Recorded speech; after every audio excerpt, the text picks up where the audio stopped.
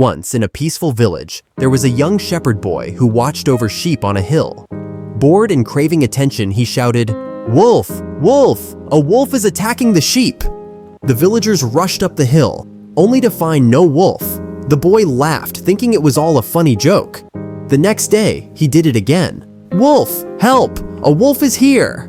And again, the villagers came running, only to be fooled once more. But then, on the third day, a real wolf appeared.